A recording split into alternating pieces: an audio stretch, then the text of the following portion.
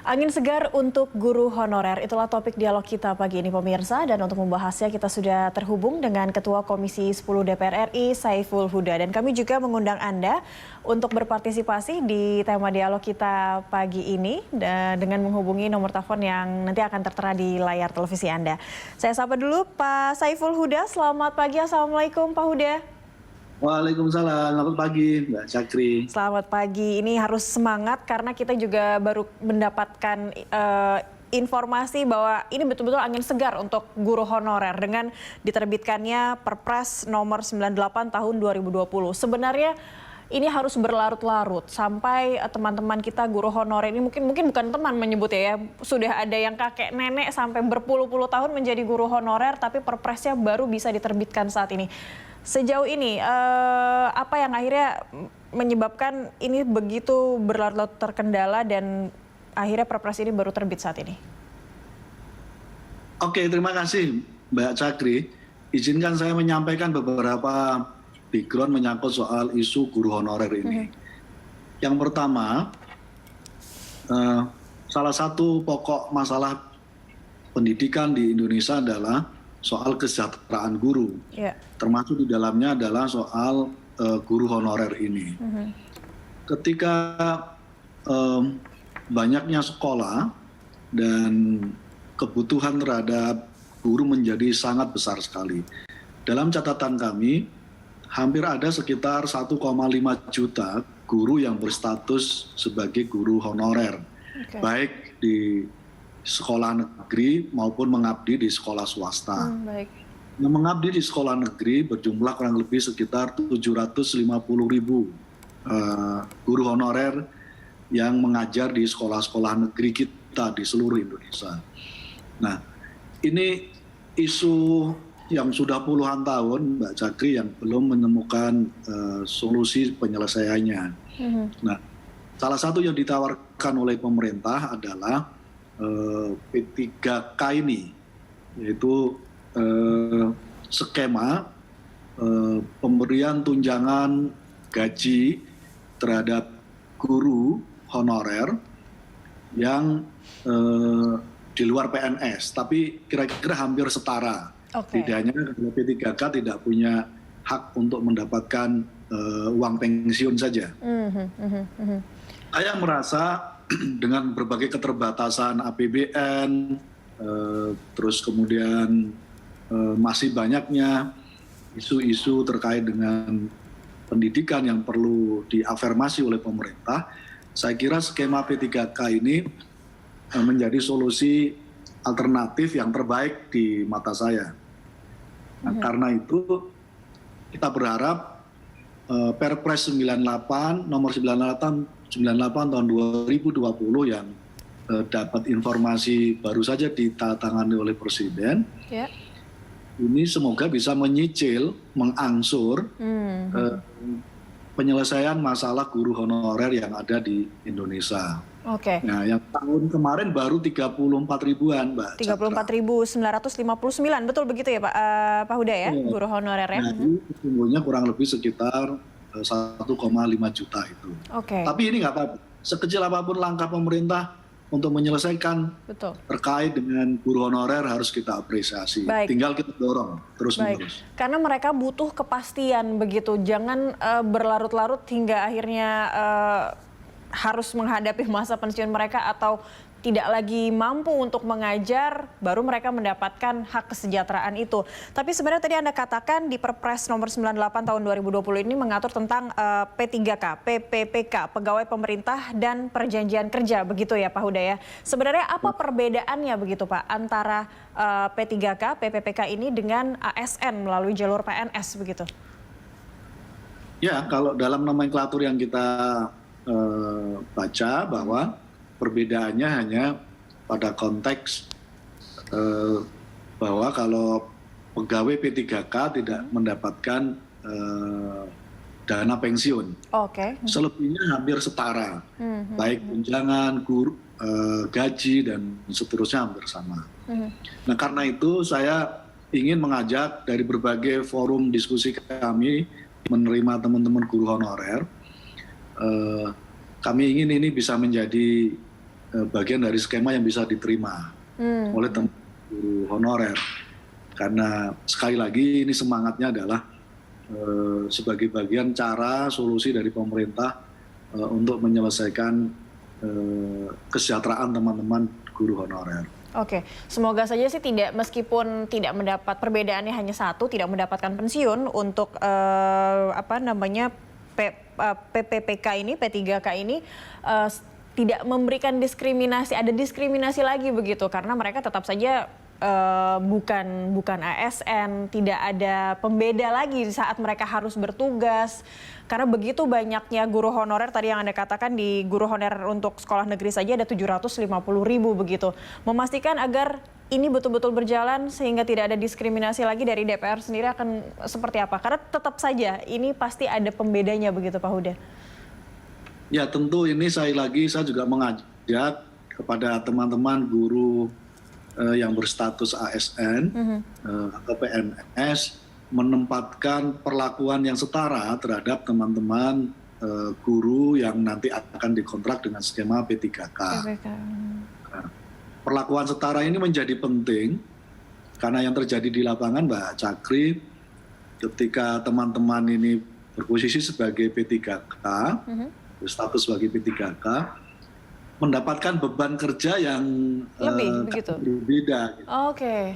dengan teman-teman guru PNS yang lain. Nah, karena itu perlakuan kesetaraan ini sama karena semangatnya adalah siapapun yang berstatus guru, saya kira di hadapan negara sama, yaitu pengabdian untuk mencerdaskan anak-anak didik kita. Yeah. Nah, tentu terkait dengan perlakuan diskriminasi ini harus sudah disudahi, di stop. Dan semangatnya adalah ketika ada pekerjaan yang bisa dipikul bersama, saya kira itu lebih bagus. Baik, nah itu ya yang akan harus menjadi fokus juga dan menjadi bahan evaluasi atau bisa diamati oleh teman-teman di DPR supaya saat Perpres ini sudah dijalankan, jangan sampai tidak merata lagi. Pasti mereka akan merasa ada perbedaan, tidak mendapatkan pensiun, tapi ternyata beban pekerjaannya justru lebih besar dibandingkan teman-teman yang PNS, begitu ya Pak Huda. Kalau untuk pelaksanaan seleksi atau rekrutmen dari P3K ini untuk 2019 ini kan sudah ada sekitar 51.000 tenaga honorer yang lolos seleksi P3K. Untuk kelanjutannya agar P3K ini bisa program yang betul-betul angin segar, jadi sistematis dan berkelanjutan, akan seperti apa Pak? Ya, dalam catatan kami dan melalui data dari Kemendikbud, kan kebetulan hampir 7 tahun ini terjadi moratorium rekrut guru. Yeah. Nah, sebenarnya ada kebutuhan, ini di luar skema ASN ya, di luar skema P3K. Sebenarnya ada kebutuhan untuk rekrutmen guru 750.000-an juga sebenarnya Mbak Cakri. Nah, saya berharap ada percepatan terhadap rekrutmen guru ini. Tentu sekali lagi, ketika menyangkut soal guru honorer yang sudah mengabdi lama dan tidak memenuhi kriteria karena soal umur dan seterusnya. Saya berharap ini ada percepatan rekrutmen tahap kedua untuk guru-guru honorer kita. Supaya apa? Supaya bisa menempati posisi kosong dari kebutuhan guru yang ada di seluruh Indonesia. Baik. Sampai hari ini aja Mbak Cakri, per tahun dan sampai hari ini tercatat guru yang sudah pensiun mencapai 250.000. Oh, 250.000. Dan dari ini saja belum ada rekrutmen. Gitu. Tapi itu 250.000 dengan status mereka masih honorer begitu Pak Huda?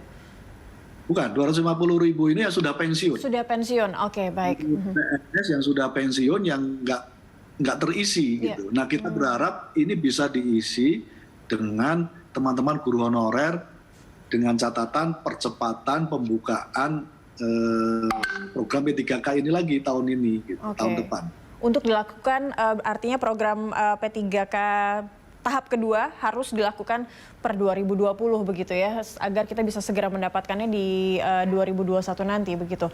Kalau tadi Anda sampaikan dibutuhkan sebenarnya ada 750.000 rekrutmen lagi.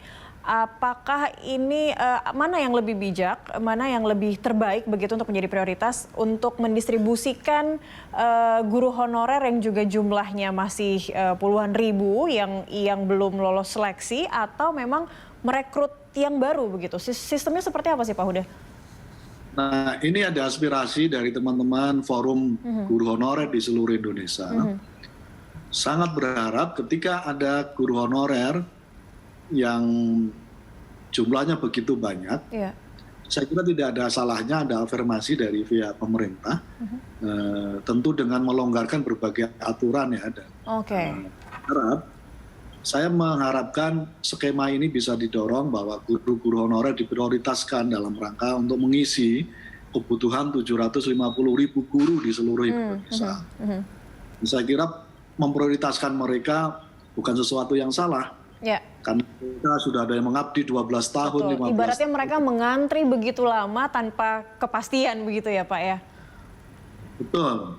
Nah karena itu saya kira demi keadilan dan demi penyelesaian isu pendidikan terkait dengan kesejahteraan guru supaya tuntas, saya kira tidak ada salahnya dikemukakan ulang, didorong ulang bahwa guru honorer mendapatkan prioritas untuk rekrutmen dalam rangka untuk mengisi kekosongan kebutuhan guru-guru 750.000 di seluruh Indonesia.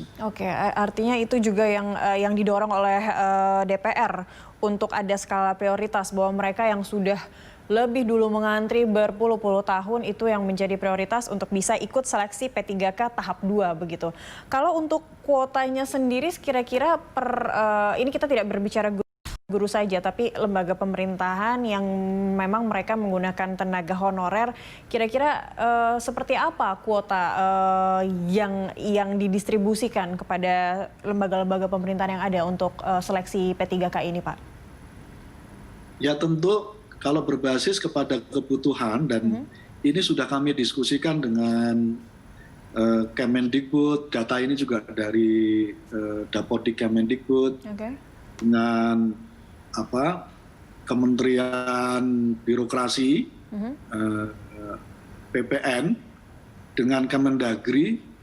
Objektifnya memang Mbak Cakri ada kebutuhan sekitar rekrutmen 750.000. Jadi kalau ditanya kuotanya berapa untuk mengisi ini, gitu, jawabannya adalah 750.000 kebutuhan untuk mengisi guru di seluruh Indonesia. Nah, karena itu tinggal saya kira objektif kemampuan pemerintah, misalnya tahap kedua rekrutmen tahun 2020 ini masih ada waktu 3 bulan ini, kira-kira berapa yang bisa didorong gitu dari skema kebutuhan 750.000 itu. Baik. Dan tadi juga sempat disebutkan ada APBN yang juga terbatas. Ini akan kita bahas di segmen berikutnya, akan seperti apa supaya tidak terganjal lagi begitu. Angin segarnya sudah sepoi-sepoi, sudah terhirup oleh para guru honorer, jangan sampai terganjal karena ada hambatan dari anggaran. Kita akan lanjutkan perbincangan ini di segmen berikutnya. Pak Huda, tetaplah bersama kami pemirsa. Good Morning Jakarta akan kembali sesaat lagi. Kembali di Morning Talks pemirsa, angin segar untuk guru honorer. Dialog kita lanjutkan masih bersama Ketua Komisi 10 DPR RI Saiful Huda. Pak Huda, tadi sebelum kita berbicara masuk ke anggaran begitu yang disiapkan oleh pemerintah untuk mekanisme atau mungkin syarat begitu untuk para guru-guru honorer yang akan mengikuti seleksi P3K tahap 2, apa yang perlu mereka ketahui? Ada batasan-batasannya kah, atau persyaratan secara administrasi yang harus mereka penuhi dari sekarang, atau seperti apa, Pak? Ya karena ini sifatnya afirmasi terhadap guru honorer, saya belum tahu detail tuh bagaimana syarat-syaratnya. Tapi prinsipnya P3K di bidang pendidikan untuk guru honorer ini memang dikhususkan terutama bagi guru-guru yang saya kira secara umur yang sudah lama untuk mengabdi. Nah pada konteks ini kepentingan administrasi yang semacam ini perlu menjadi disampaikan secara terbuka kepada teman-teman guru honorer di seluruh Indonesia. Iya, agar tidak ada celah manipulasi atau ada percaloan, takut dikhawatirkan ada lagi jalur-jalur titip menitip begitu ya Pak ya. Meskipun ini sudah celahnya juga sudah sangat sulit untuk mereka mengantri diangkat menjadi guru tetap. Kalau untuk artinya batasan usia ini menjadi hal yang utama untuk mereka bisa mengikuti seleksi atau seperti apa? Karena yang kita tahu juga banyak guru yang sudah menjadi guru honorer, usia mereka juga sudah tidak muda lagi begitu Pak Huda. Ya emang agak rumit juga keluhan dari teman-teman guru honorer. Salah satu syaratnya kan harus mendapatkan sertifikat guru, sertifikasi guru. Untuk mencapai tahapan ini nggak mudah, Mbak. Oke. Luar biasa perjuangan teman-teman itu. Nah, karena itu ini termasuk aspirasi dari teman-teman Forum Guru Honorer seluruh Indonesia supaya sertifikasi guru terhadap guru honorer ini perlu afirmasi juga dari pemerintah, gitu, supaya mereka bisa mendaftar dan bisa ikut di dalam seleksi P3K ini. Oke. Jadi lagi saya juga meminta kepada seluruh instansi pemerintah, Kemendikbud, Kementerian Reformasi Birokrasi, kita berharap ruang-ruang yang bisa dikompromikan dalam semangat untuk supaya mendapatkan keadilan akses guru-guru honorer yang sudah puluhan tahun mengabdi, saya kira perlu didiskusikan dan dicarikan afirmasi kebijakannya. Oke, nah ini menarik karena mereka yang bisa lanjut mendaftarkan diri atau ikut serta di seleksi P3K tahap 2 ini harus memiliki sertifikasi guru terlebih dahulu. Sementara tadi Anda katakan sertifikasi guru memang ini sulit untuk didapatkan. Dari DPR sendiri ada tidak agar berjalannya bersamaan proses ini bisa lebih cepat untuk pengangkatan mereka? Bagaimana dengan sertifikasi guru sendiri untuk prosesnya begitu untuk bisa didapatkan para guru honorer secara merata pastinya ya, karena kan di Indonesia juga perbedaan antara setiap sekolah ataupun kemampuan dari dunia pendidikannya juga berbeda-beda begitu Pak Huda. Ya di level ini memang pasti ada asesmen karena kebutuhan untuk ini asesmen ini menjadi salah satu prasyarat untuk bagaimana kualitas, kapasitas guru honorer bisa mendapatkan sertifikasi guru, faktor umur dan usia menjadi persoalan. Tapi pada prinsipnya Mbak Cakri, saya merasa ketika guru sudah mengabdi hampir puluhan tahun, itu artinya ada keterlibatan panggilan jiwa dan hati mereka. Pada konteks begini nggak bisa dikuantifikasi menjadi asesmen menurut saya gitu ya. Iya betul. Dan seringkali mereka gugur karena faktor asesmen yang secara kuantitatif ini gitu. Baik. Tapi kita berharap asesmen yang sifatnya kualitatif, pengabdian, panggilan jiwa mereka menjadi guru, nggak semua orang bisa berdedikasi menjadi guru. Saya kira ini bisa menjadi salah satu faktor-faktor kompromi bagaimana nanti Kementerian Birokrasi, Reformasi dan Birokrasi mengapresiasi soal ini, Mbak. Iya, asesmen secara kualitatif begitu ya. Ini berarti harus betul-betul diinformasikan, diinternalisasi kepada semua sekolah yang ada di Indonesia supaya ini juga merata begitu. Mereka mengetahui hal yang sama untuk mendapatkan atau memberikan sertifikasi guru. Jangan hanya melihat secara kuantitatif, tapi kualitatif juga harus dibutuhkan. Supaya cita-cita dari Perpres ini juga bisa segera tercapai, Pak Huda. Begitu ya, Pak Huda? Betul. Betul, baik, kalau untuk pendistribusiannya sendiri dari setiap daerah yang ada di Indonesia nantinya saat guru honorer ini sudah diangkat menjadi P3K itu akan seperti apa, Pak? Ya tentu semangatnya adalah semangat pemerataan guru. Salah satu isu yang belum tuntas juga terkait dengan isu pendidikan kita adalah soal pemerataan guru. Guru-guru kita masih tersentralisasi di daerah di Jawa, di luar Jawa masih belum terjadi pemerataan guru. Ada satu guru yang masih punya beban mengajar semua mata pelajaran. Mata pelajaran, baik. Terus kemudian ada satu sekolah bahkan dari sekian banyak jenjang sekolahnya, kelas 1, kelas 2, kelas 3 dan seterusnya itu hanya diampu oleh satu guru juga. Wow.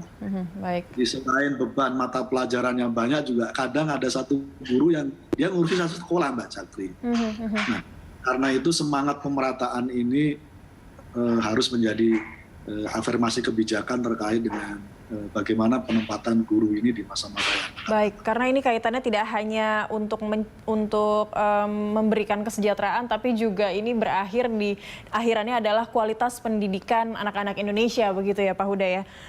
Baik, kita berangkat ke anggaran yang dibutuhkan. Jika untuk saat ini saja untuk hasil dari rekrutmen P3K 2019 kemarin ini sudah ada 34.959 guru honorer.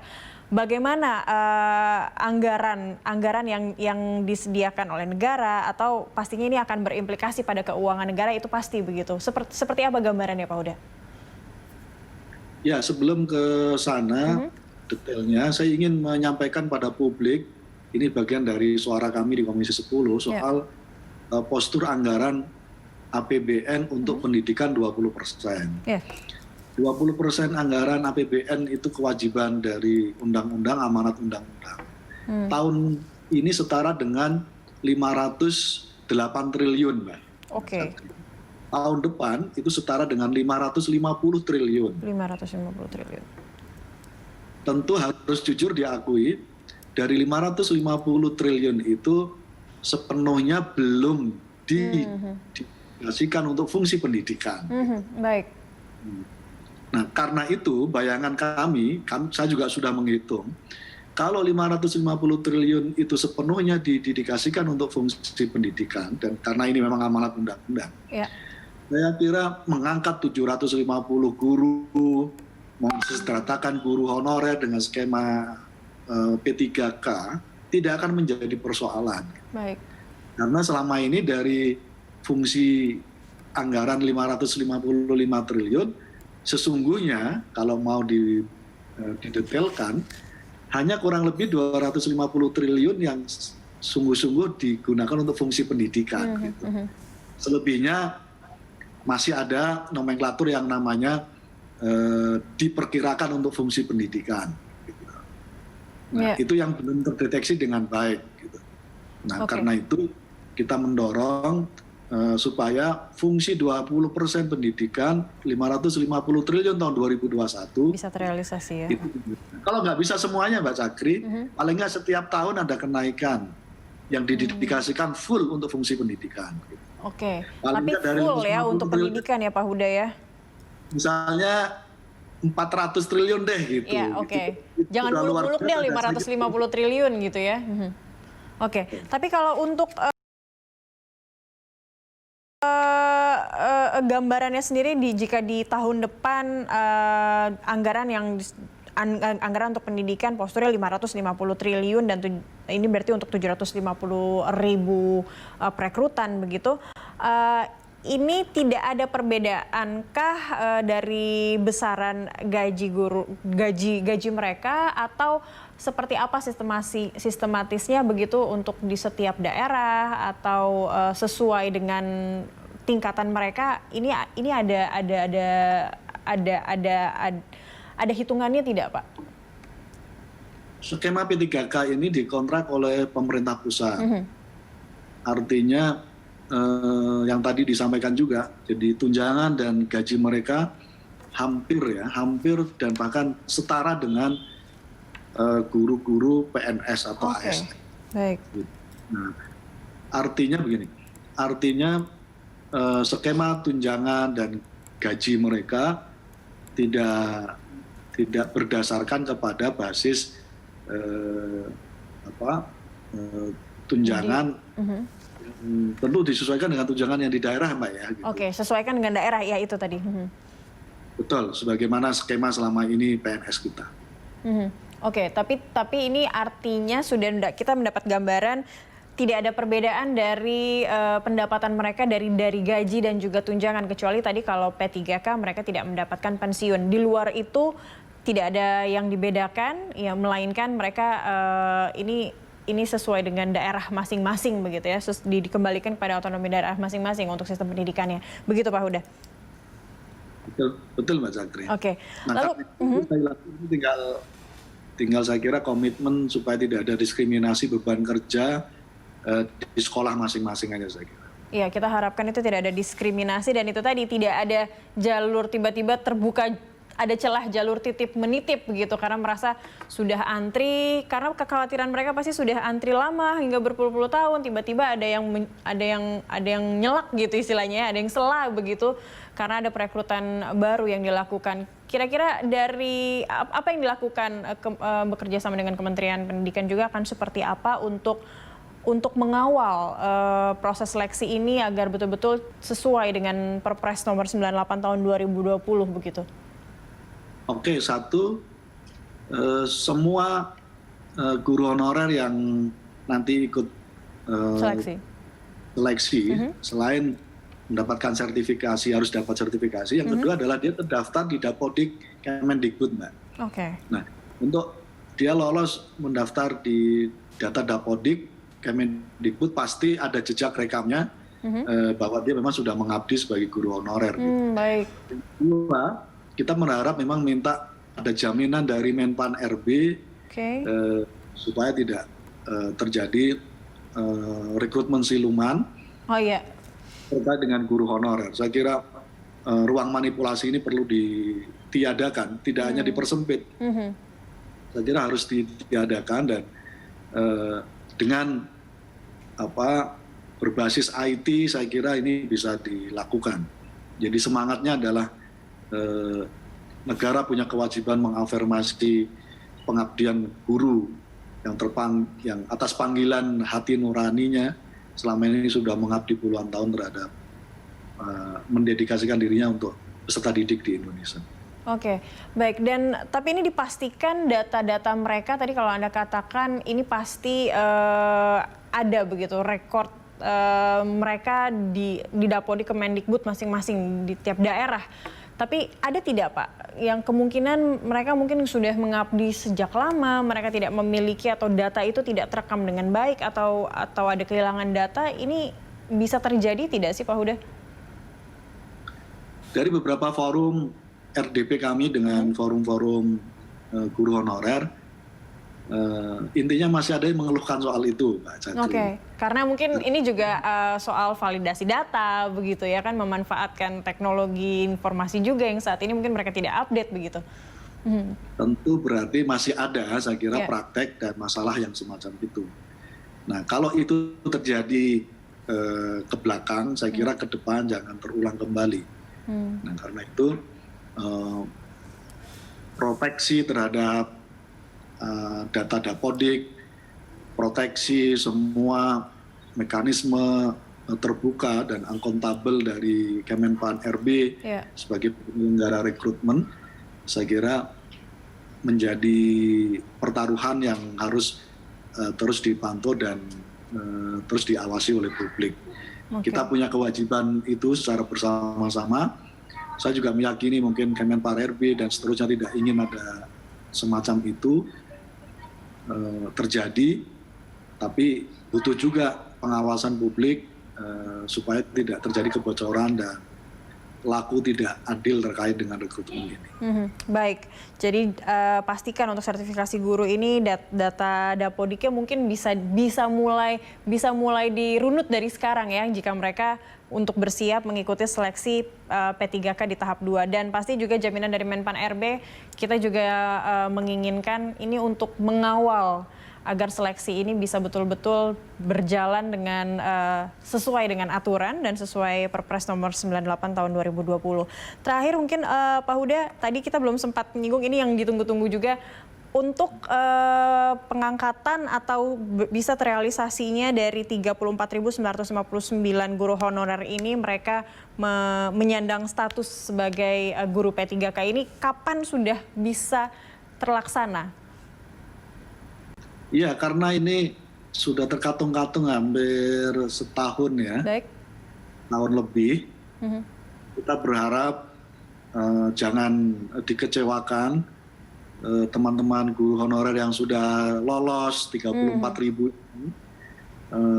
Karena ketika ini dikecewakan akan menjadi persediaan yang buruk di saat harapan mereka yang belum daftar, belum ikut seleksi begitu sangat ribuan gitu. Betul, siapa tahu informasinya belum sampai kepada mereka begitu. Itu yang harus gencar juga dilakukan mungkin ya Pak Huda. Betul, nah karena itu saya apresiasi Berita 1 TV hari ini mengangkat isu ini. Jadi kita berharap rekrutmen tahun 2019 yang 34.000 sekian bisa dituntaskan tahun ini. Saya kira apa yang bisa dipercepat kita percepat. Semangatnya adalah sekali lagi ini adalah titik awal kompromi terhadap guru honorer yang oke dengan skema P3K. Nah, dengan itu artinya jangan dikecewakan karena terlalu lama terkatung-katung nasib mereka padahal sudah lulus, dan kekhawatiran mereka nanti takut ada skema lain lagi dan seterusnya. Iya, jangan ada skema-skema siluman ya Pak ya. Karena nampaknya skema P3K ini sudah menjadi salah satu solusi bagi mereka. Ini betul-betul harapan baru dan angin segar supaya mereka juga bisa menikmati kesejahteraan yang sama. Mereka pahlawan tanpa tanda jasa, tapi jangan kita biarkan mereka menjadi pahlawan tanpa kesejahteraan. Begitu Pak Huda. Betul Mbak Sakri. Baik. Sekali lagi, saya merasa Perpres 98 2020 ini menjadikan jaminan bahwa skema P3K minimal yang tahun 2019 rekrutmen kemarin bisa diselesaikan. Baik, kita nantikan bersama ya, dan para guru honorer tetap semangat untuk bisa mengikuti seleksi berikutnya. Terima kasih banyak Pak Saiful Huda, Ketua Komisi 10 DPR RI telah bergabung bersama kami di Morning Talks pagi ini. Terima kasih, terima kasih. Pemirsa, tetaplah bersama kami di Good Morning Jakarta, masih akan kembali usai jeda sesaat lagi.